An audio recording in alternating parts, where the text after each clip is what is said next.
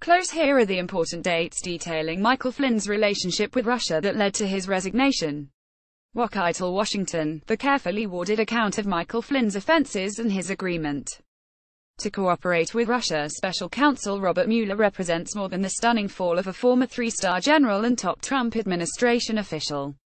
The extraordinary six-page document filed Friday by prosecutors investigating Russia's interference in the 2016 election also sent a clear signal to the White House that Mueller now knows who helped Flynn coordinate his contacts with the Kremlin and worked to keep those communications quiet. Flynn, according to the court documents, shattered any notion that the former national security advisor was a freelancer. In a series of late December telephone calls, just weeks before President Trump's inauguration, prosecutors asserted that at least one senior transition team member, working from Trump's MaraLargo resort in Palm Beach, Florida, helped craft Flynn's discussions with Russian Ambassador Sergei Kislyak, urging the Russians to moderate the response to sanctions leveled just a day earlier by the Obama administration. The senior official, who was not identified by prosecutors, and Flynn addressed the issue at least twice, before Flynn on New Year's Eve shared Kislyak's promise that Russia would not retaliate with a larger group of senior transition members.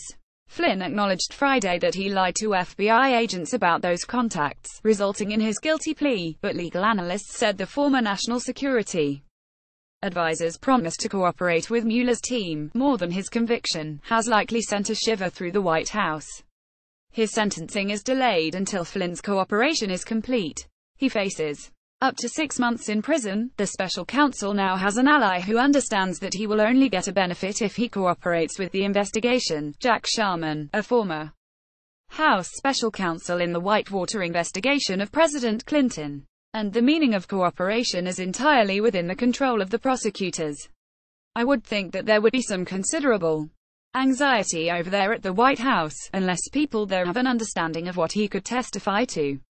But only Flynn really knows what he is prepared to say.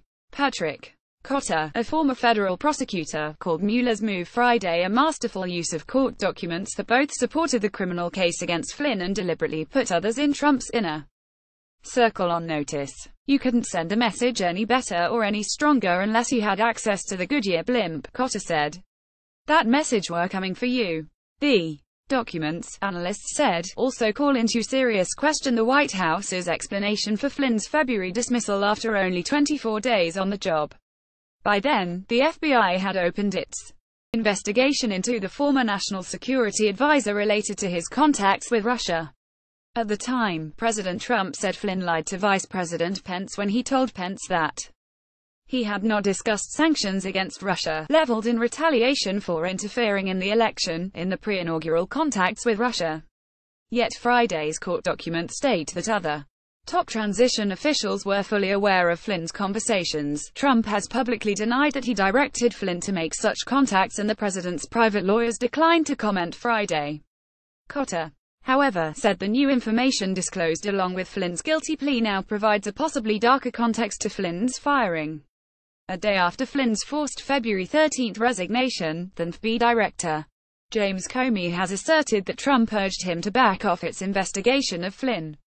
I hope you can let this go, Comey said the president told him during their private February 14 meeting. Trump has denied making such a comment. The contents of the court documents filed today only put President Trump's request that Comey drop the Flynn investigation into a more sinister light, Cotter said, suggesting that Trump knew the kind of damaging information that Flynn could offer later. Trump never wanted to happen what happened today, the former prosecutor said. Special White House counsel Ty Cobb distanced the Flynn plea and pledge of cooperation from the administration, saying Flynn admitted to the same lies that got him fired.